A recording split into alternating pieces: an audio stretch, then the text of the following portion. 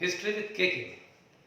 आज हम लोग जैन धर्म और उसके सिद्धांतों के बारे में पढ़ेंगे। पिछली वीडियो में हमने बौद्ध धर्म और बौद्ध धर्म के सिद्धांतों के बारे में जाना था। लिंक दी हुई है, आप वहाँ से उसको देख सकते हैं। 6ठी शताब्दी ईसा पूर्व एक धार्मिक जागृति हुई, धार्मिक क्रांति हुई। प्रचलित जो धर्म था उसमें जो बुराइयां थी उनके विरुद्ध आवाज उठाई गई और कुछ नई विचारधारा है। इसमें जैन धर्म भी एक प्रमुख था। यद्यपि इस धर्म को फैलाने में, इसका अधिक प्रचार प्रसार करने में महावीर स्वामी का विशेष योगदान रहा, परंतु हम ये नहीं कहेंगे कि महावीर स्वामी ने इसको चलाया जैसे बौद्ध धर्म को महात्मा बुद्ध ने चलाया, क्योंकि महावीर स्वामी से पहले भी 23 तीर्थंकर हो चुके थे। इसमें 24 तीर्थंकर हुए, महावीर स्वामी 24 में थे, तो 24 तीर्थंकर हुए। अभी परीक्षा की दृष्टि से कई बार पूछते हैं परीक्षाओं में कि प्रथम कौन थे, 23 में कौन थे और 24 में कौन थे। तो ये एक याद रखने योग्य बात है कि इसके जो प्रथम तीर्थंकर थे वो ऋषभदेव थे और 23 में पाशरोनाथ थे और 24 में महावीर स्वामी थे। बीच के जो हैं उनकी ऐतिहासिकता के संबंध में भिन्न भिन्न मत देखने को मिलते हैं। आप चाहें तो डिस्क्रिप्शन बॉक्स में मैंने दे रखे हैं, आप वहाँ से उसको सभी तीर्थंकर को देख सकते हैं। यहाँ तीर्थंकर का मतलब एक प्रकार से धर्मगुरु से, तीर्थ का मतलब हम पवित्र, श्रेष्ठ, ये उसका अर्थ लेते हैं, और कर मतलब देने वाला। तो यहाँ कुछ अच्छा देने वाला, ज्ञान देने वाला गुरु। तो यहाँ 23 तीर्थंकर हो चुके थे और 24 में महावीर स्वामी थे। इन्होंने उसको और व्यापक बनाया। तो आइए हम पहले जान लें, महावीर स्वामी के बारे में जाने और उसके बाद में उनकी शिक्षाओं के बारे में देखेंगे। महावीर स्वामी का जन्म 599 ईसा पूर्व हुआ था। यद्यपि तिथियों में थोड़ा सा भिन्नता भी देखने को मिलती है, पर अंततः निष्कर्ष रूप में इसी तिथि को सही माना जाता है। इनका जन्म 599 ईसा पूर्व कुंडग्राम, वैशाली के निकट कुंडग्राम है, वहां पर इनका जन्म हुआ था। इनके पिता का नाम सिद्धार्थ था, जो कुंडग्राम के राजा थे। माता त्रिशला थी, जो लिच्छवी गणराज्य के चेटक की बहन थी। त्रिशला माता थी और इनके बचपन का नाम वर्धमान था। महावीर स्वामी उनके बाद का नाम है, पहले उनका नाम था वर्धमान। उनके एक बड़ा भाई था, एक बहन थी, और उनका विवाह यशोदा से हुआ था। उससे एक पुत्री भी हुई। कुल मिलाकर के ये राज परिवार से संबंध रखने वाले थे। ये भी चिंतनशील थे और पिता की मृत्यु के बाद बड़े भाई को राजपाट प्राप्त हुआ। आगे चल करके इनके मन में वैराग्य की भावना उत्पन्न हुई और 30 वर्ष की आयु में गृह त्याग करके और ये सन्यासी हो गए। इन्होंने जगह जगह घूमे और घूम घूम करके कुछ ज्ञान प्राप्त किया और उसके बाद कल्पसूत्र और आचारांग सूत्र, ये ग्रंथ है, कल्पसूत्र और आचारांग सूत्र, इनसे पता लगता है कि उन्होंने लगभग 12 वर्ष तक कठोर तपस्या की और जिसके फलस्वरूप उनको ज्ञान प्राप्त हुआ, जिसे केवल्य कहा गया। केवल्य, और ये केवलिन कहलाए। केवल्य मतलब यहां ज्ञान प्राप्त हुआ और यहीं पर अपनी इंद्रियों पर विजय प्राप्त करने के कारण इन्हें महावीर स्वामी की संज्ञा भी दी गई। लगातार कई वर्षों तक घूम घूम करके ये इसका प्रचार करते रहे। काफ़ी अच्छी शिक्षाएं उन्होंने दी और 468 ईसा पूर्व पावापुरी में इनका को निर्वाण प्राप्ति हुई, मृत्यु हुई। उन्होंने जो शिक्षाएं दी, अब यहाँ हम जान ले जैन के बारे में। जैन कैसे बना, तो जैन का मतलब होता है जिन, जिन मतलब विजेता, जिसने विजय प्राप्त कर ली हो, अपने आप पर विजय प्राप्त कर ली हो, इससे इस शब्द को देखते हैं।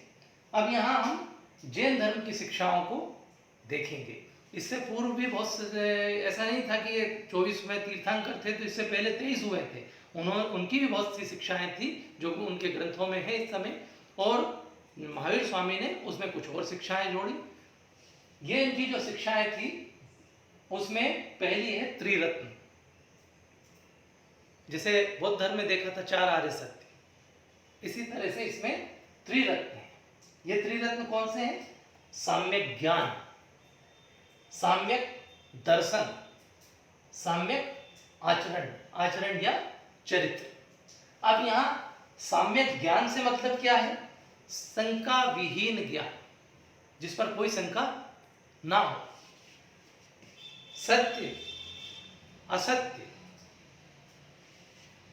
परोक्ष, अपरोक्ष, इनके संबंध में ज्ञान होना। सत्य क्या है, असत्य क्या है, इसको जान लेना, परोक्ष अपरोक्ष को जान लेना, और ज्ञान ऐसा हो जो कि शंका रहित हो, जिसमें किसी प्रकार की कोई शंका ना हो। दूसरा है साम्यक दर्शन। काय का दर्शन?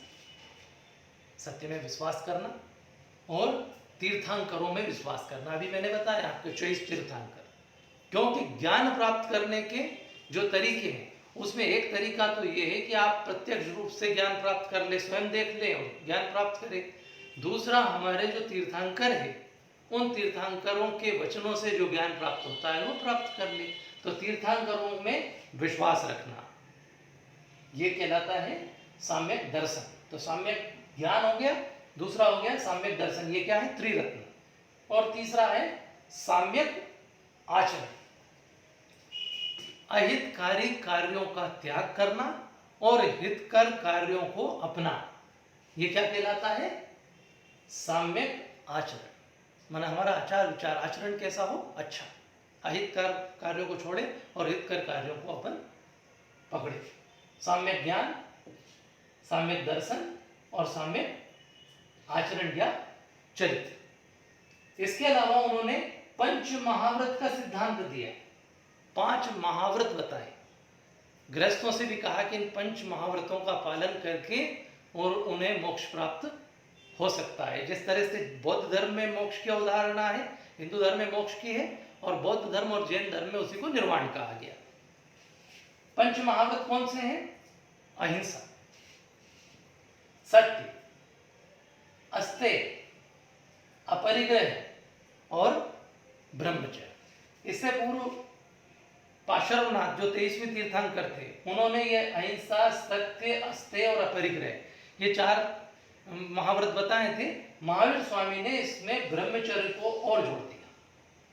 तो इस प्रकार से 5 महाव्रत का सिद्धांत है। ये जो 5 महाव्रत है इसमें अहिंसा, जैन धर्म अहिंसा पर बहुत अधिक जोर देता है। वो ये कहता है कि आप चलते फिरते हैं, इसमें भी जीव हत्या होती है, सांस लेते हैं इसमें भी जीव हत्या होती है, खेती करते हैं, कृषि कार्य करते हैं, इसमें भी हिंसा होती है, पेड़ पौधों को काटते हैं, इसमें भी हिंसा होती है। क्योंकि जो जितनी भी चीजें हैं उन सब के अंदर जीव है, और किसी भी रूप में आप चलते भी हैं तो बहुत सारे कीड़े मकोड़े आपके पैरों तले दब जाते हैं। तो इस प्रकार से हिंसा होती है। तो अहिंसा का सिद्धांत पर बहुत अधिक जोर दिया, और कई लोगों ने तो ये कहा कि इतना अधिक अहिंसा का सिद्धांत इतना है कि वो अव्यावहारिकता की सीमा तक पहुंच गया, तो इसको मानना बड़ा कठिन कार्य है। तो एक तो हो गया अहिंसा, दूसरा जो जोर दिया गया है वो दिया गया सत्य पर। सत्य पर बहुत ज्यादा जोर दिया गया कि व्यक्ति को हमेशा सत्य वचन बोलना चाहिए। किसी लोभ, लालच, भय, दंड आदि की स्थिति में हमारा ईमान डगमगाने लगता है और हम असत्य बोलते हैं, तो वो एक प्रकार का पाप है। तो हमें उस स्थिति में भी असत्य वचन नहीं बोलना चाहिए, हमेशा सत्य वचन बोलना चाहिए। गृहस्थों के लिए भी बताएं कि गृहस्थ इस पर चल सकते हैं, साधु तो चलेंगे। अस्तेय, अस्तेय का मतलब है कि बिना अनुमति के किसी की कोई चीज हम ग्रहण नहीं करेंगे। यहाँ तक कि उसको कोई हमें बुलाए, जब तक ना बुलाए हम बिना बुलाए उसके घर पर भी नहीं जाएंगे, और कोई वस्तु बिना किसी की अनुमति के नहीं लेंगे। चौथा है अपरिग्रह। अपरिग्रह का मतलब है कि हाँ, संग्रह नहीं करेंगे। कोई भी चीजें हैं उनका हम संग्रह नहीं करेंगे। क्यों? क्योंकि संग्रह करने की जो प्रवृत्ति है, चाहे धन दौलत की हो या किसी और प्रकार की, वो वस्त्र संग्रह की बात क्यों ना हो, भोजन संग्रह की क्यों ना हो, धन दौलत की हो, ये हमारी कौन सी प्रवृत्ति को जन्म देता? आसक्ति पैदा करता है, लोभ की प्रवृत्ति पैदा करता है, और अधिक की। तो इसलिए क्या कहा कि अपरिग्रह, ज्यादा संग्रह करने की आवश्यकता नहीं। और एक चीज और जोड़ दी इसमें, वो है ब्रह्मचर्य। ब्रह्मचर्य पर भी बहुत अधिक जोर दिया गया है। उसमें कहा गया है कि किसी भी प्रकार से स्त्री से वार्तालाप करना, उसका किसी भी रूप में चिंतन करना नहीं, मतलब नहीं करना चाहिए। चिंतन करना, उससे वार्तालाप करना, ये गलत है। तो किसी भी प्रकार से चिंतन आदि और उससे दूर रहना, ब्रह्मचर्य पर बहुत अधिक जोर दिया। ये पांचवा एक प्रकार से गृहस्थों के लिए नहीं होकर के साधुओं के लिए, क्योंकि गृहस्थ के लिए ये संभव नहीं है। तो ब्रह्मचर्य में लेकिन ये जोर दिया गया है कि व्यक्ति का अपनी ज्यादा विभिन्न वासनाओं से वो दूर रहे।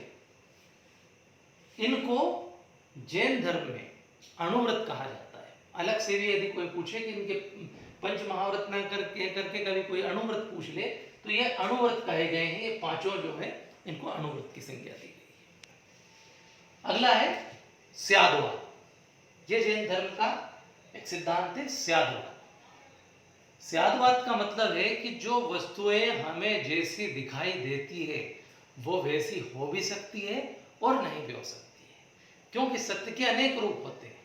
हमारे दृष्टिकोण की भिन्नता होती है। हम जो देख रहे हैं, हमारा जो दृष्टिकोण है, उसकी भिन्नता के कारण जो वस्तुएं हैं वो 7 प्रकार से दिखाई देती हैं, और इसलिए इसको स्यादवाद को सप्तभंगी ज्ञान भी कहा गया है। यहां लिख देता हूं मैं, सप्तभंगी। सप्तभंगी 7 दृष्टिकोण है, 7 तरह से दिखाई देता है। कैसे? है, कोई चीज है, नहीं, दृष्टिकोण है, दूसरा है नहीं है, तीसरा है और नहीं है, मतलब हो भी सकता है और नहीं भी। चौथा है कहा नहीं जा सकता कि है कि नहीं है, कुछ नहीं कह सकते। और पांचवा ये कहता है कि है किंतु कहा नहीं जा सकता। छठा नहीं है और कहा नहीं जा सकता। सातवां है नहीं है और कहा नहीं जा सकता। तो ये 7 प्रकार के की बातें हैं स्यादवाद में। मतलब निष्कर्ष रूप में अगर हम देखें तो ये कह सकते हैं कि अलग अलग दृष्टिकोण के कारण हमें सत्य के अलग अलग रूप दिखाई देते हैं, और इस कारण इस सिद्धांत को सप्तभंगी सिद्धांत भी कहते हैं, और इसको अनेकांतवाद के नाम से भी जाना जाता है, स्यादवाद का सिद्धांत। स्यादवाद के पहले एक और है, वो है काया क्लेश। इसे जैन धर्म में संलेखना या संथारा के नाम से भी जाना जाता है।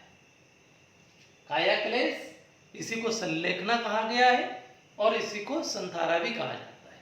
क्या है ये? संक्षेप रूप में अगर हम देखें तो इसका मतलब होता है कि उपवास के द्वारा प्राण त्यागना। कैसे? इसमें यह कहा गया है जो जैन धर्म है इसमें, कि जो आत्मा, 2 तत्व हैं, जीव जो है उसके 2 तत्व हैं, एक आत्मा है और एक भौतिक तत्व है। जो आत्मा है वो पवित्र है, लेकिन बंधनों में, भौतिक तत्व ने उसको बंधनों में जकड़ लिया है। अब भौतिक तत्व से हमें हमारी आत्मा को मुक्त करना है। और भौतिक तत्व से आत्मा कैसे मुक्त होगी? कष्ट देकर के। तो भौतिक, और तभी जाकर के मोक्ष की प्राप्ति होगी। जब तक वो भौतिक आवरण में जकड़ी रहेगी, क्योंकि जो आत्मा है वो सत्य है और भौतिक तत्व असत्य है, तो असत्य से मुक्त करना पड़ेगा सत्य को, और उसके लिए शरीर को कष्ट देना पड़ेगा। तो इसमें ये ऐसा उपवास करते हैं, इतना कष्ट देते हैं शरीर को, जिसके कारण लंबे कई दिनों, महीने, 2 महीने, 3 महीने के उपवास के बाद व्यक्ति की मृत्यु हो जाती है। इस तरह का कार्य मौर्य वंश के साम्राज्य संस्थापक चंद्रगुप्त मौर्य ने किया था। श्रवण बेलागोला की ओर चले गए थे और वहां जाकर के इसी समलेखना या संथारा या कायाक्लेश की पद्धति के द्वारा प्राण त्यागे थे। तो ये इसमें कुछ लोग ये भी कहते हैं कि तो आत्महत्या का तरीका है कि व्यक्ति भूखे मरता रहे, लेकिन यहाँ जो धार्मिक परंपरा है उसके अनुसार कष्ट देना है। बौद्ध धर्म की तुलना में जैन धर्म में थोड़े सिद्धांत जो है वो कठोर है। बौद्ध धर्म मध्यम मार्ग की बातें भी है उसमें, और इसमें कठोरता है। कई जगह ये कहा गया है कि गृहस्थ को मोक्ष की प्राप्ति संभव ही नहीं, वो मोक्ष प्राप्त नहीं कर सकता क्योंकि वो गृहस्थ जीवन जीता है, उसमें संभव नहीं है। तो कष्ट देना है, शरीर को कष्ट दीजिए, कष्ट देना पड़ेगा। ये कहलाता है कायाक्लेश का सिद्धांत या संलेखना का सिद्धांत या संथारा का सिद्धांत। संलेखना पर अलग से प्रश्न भी आते हैं। एक है इसमें जो दर्शन है, ये सिद्धांतों के बाद अगर हम दर्शन की बात करें, ये भी दर्शन में शामिल है, अनिश्वरवादिता। जिस प्रकार से बौद्ध धर्म में ईश्वर के अस्तित्व को स्वीकार नहीं किया जाता, उसी प्रकार से जैन धर्म भी अनिश्वरवादी, मतलब वो ईश्वर के अस्तित्व को स्वीकार नहीं करता है। उसका ऐसा मानना है कि जो कुछ बनाया है वो सब नेचुरल है, प्राकृतिक है, ईश्वर ने कुछ भी नहीं बनाया है। वो ईश्वर की सत्ता को स्वीकार नहीं करते।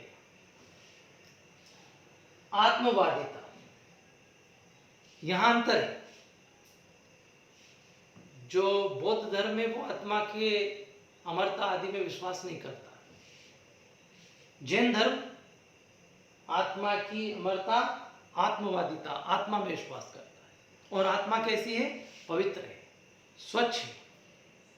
लेकिन क्या होता है कि सांसारिक जो मोह माया, विभिन्न जो भौतिक तत्व है, वो उसको अपने आवरण में जकड़ लेते हैं। तो प्राणी मात्र का कर्तव्य क्या होना चाहिए? उस भौतिक तत्व में जो आत्मा जकड़ गई है उसको मुक्त करा, तभी उसको मोक्ष की प्राप्ति या निर्वाण की प्राप्ति संभव होगी। तो आत्मा में विश्वास है। लेकिन बौद्ध धर्म की तरह जैन धर्म भी वेदों में अविश्वास करता है। वो वेदों को नहीं मानता, वेदों में लिखी बातों को सही नहीं मानता। लेकिन कर्म और पुनर्जन्म का सिद्धांत मानता है। बौद्ध धर्म में भी आपने देखा है कि कर्म और पुनर्जन्म की अवधारणा है, जिसके अनुसार व्यक्ति जैसे कर्म करता है उसके अनुसार उसको उसका फल भुगतना पड़ता है। इस जन्म के कर्म प्लस पिछले जन्म के कर्मों का फल इस जन्म में भुगत रहे हैं, और इस जन्म में जो किया है वो अगले जन्म में भुगतना है। तो इस प्रकार से, क्योंकि यहाँ पर आत्मवादिता है, आत्मा में विश्वास है, और कर्म और पुनर्जन्म में भी विश्वास है। एक इसमें अहिंसा पर बहुत अधिक जोर दिया गया है। अभी मैंने यहाँ पर बताया था पंच महाव्रत में कि अहिंसा पर जैन धर्म बहुत अधिक जोर देता है। समानता और समता, जैन धर्म जो परंपरागत वर्ण व्यवस्था है उसका विरोधी है। उसके अनुसार सभी मनुष्य मात्र समान है, कोई छोटा बड़ा नहीं। और अंतिम निर्वाण। निर्वाण कौन सी अवस्था है? जिसमें व्यक्ति विलीन हो जाता है, ईश्वर में वो विलीन हो जाता है, आवागमन से मुक्त हो जाता है, उसको सभी एक प्रकार से ज्ञान की प्राप्ति हो जाती है। कर्म फल का नाश और आत्मा का भौतिक तत्व से मुक्त हो जाना, ये निर्वाण की अवस्था है। और इस निर्वाण को प्राप्त कर लेने के बाद जो जन्म और मृत्यु है उससे व्यक्ति मुक्त हो जाता है। इसमें कई वर्षों तक महावीर स्वामी ने घूम घूम करके जगह जगह इसका प्रचार किया। कई राजाओं ने इसको संरक्षण भी दिया और स्वयं ने भी इस धर्म के अनुयायी बन गए। उनके खुद स्वयं के परिवार के लोग अनुयायी बने। लेकिन आगे चल करके उनकी मृत्यु के कुछ वर्षों बाद ये वैचारिक मतभेद के कारण स्थिति ऐसी थी कि अकाल की स्थिति निर्मित हुई। तो भद्रबाहु के नेतृत्व में कुछ लोग दक्षिण की ओर चले गए और कुछ वैशाली में ही रह गए। आगे चल अकाल की स्थिति निर्मित हुई थी, लंबा अकाल पड़ा था उसके कारण। बाद में स्थिति सामान्य होने पर वो जब लौट करके आए दक्षिण से साधु, तो उन्होंने ये दावा किया कि हमने जैन धर्म के सिद्धांतों को अपना करके रखा और तुमने अकाल की स्थिति में सिद्धांतों में कमजोरी कर दी। तो इसके लिए दोनों इस विवाद को सुलझाने के लिए एक महासभा का आयोजन किया गया। लेकिन जो दक्षिण से आए थे जैन, वो उस सभा का बहिष्कार किया।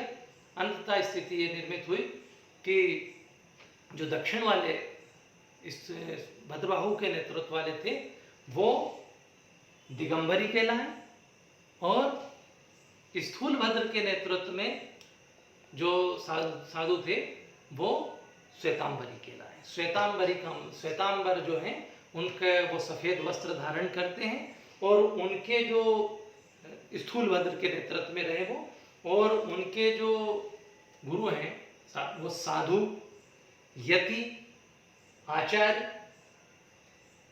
कहलाते हैं। और जो दिगंबर हैं वो नग्न रहते हैं। उनके संबंध में कहा कि वस्त्रों का भी त्याग, दिगंबर।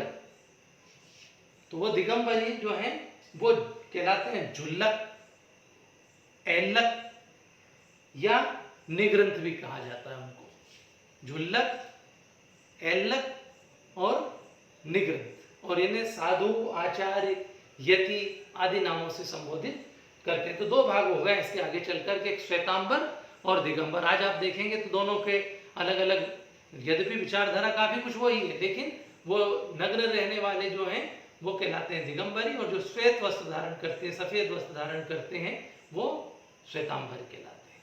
आशा है इससे अब आपको जैन धर्म के जो सिद्धांत हैं वो पूरी तरह से समझ में आ गए होंगे।